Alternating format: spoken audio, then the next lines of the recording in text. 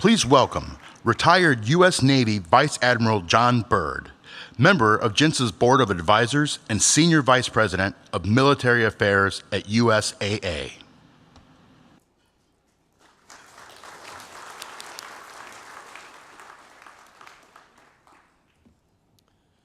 Good evening. It's an honor and privilege to be here, sharing with you in such a wonderful, noble event. On behalf of JINSA Board of Advisors, USAA, and all of us gathered here, I wholeheartedly congratulate each and every one of tonight's honorees.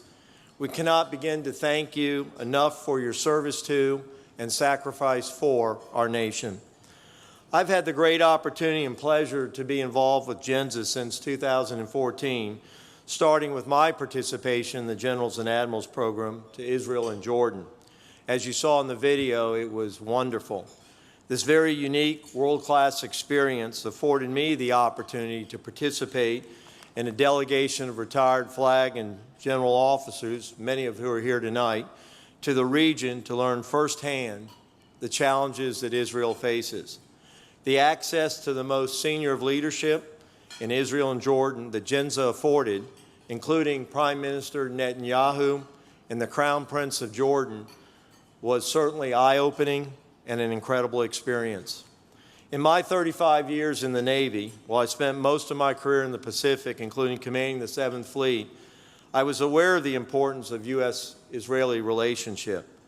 However, the JINSA experience and this program provided me with unique insights and in-depth understanding of just how critical and valuable strong relationship with Israel is to our national security. I can comfortably say, following that trip and further study, that a strong United States means a strong Israel, and a strong Israel means a strong United States. Subsequently,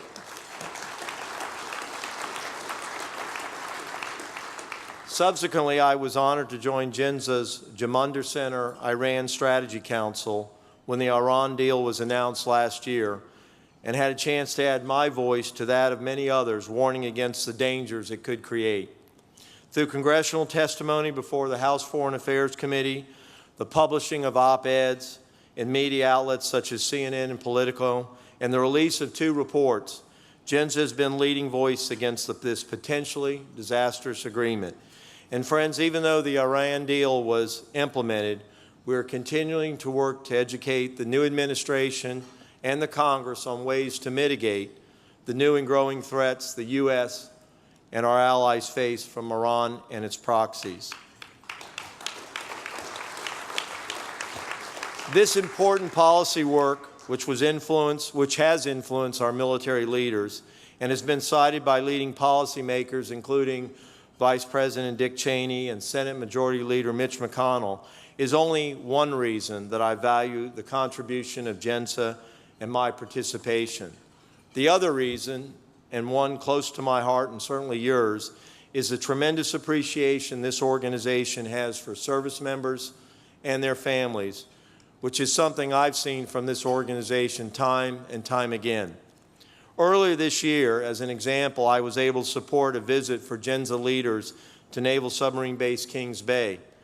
Through a series of tours and briefings, JINSA leaders saw the challenges our military and their families face, as well as ways in which they could work to alleviate those challenges and help our troops they do. Since 2003, JINSA's Deserving Soldiers Holiday Appeal has raised over $1 million to military families who are identified by their unit commanders as in critical need of financial assistance.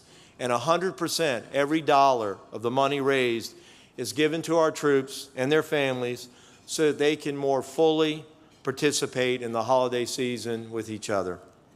Friends, thank you for supporting this one-of-a-kind organization for the past 40 years. I'm excited to be a part of it as we continue to grow and have our voice heard. To the opinion leaders here and policymakers, I call on you to open your doors and hear JINSA, civilian and military experts, so we can serve as a resource on issues in national security and defense. To the General and Admirals representing our armed forces here tonight in uniform, I encourage you to reach out to JINSA and look for an opportunity to participate in the life-changing Generals and Admirals program following your retirement from military service. And to the contributors, I urge you to get even more involved. None of this would be possible without you. May God bless America and all of you. Thank you very much.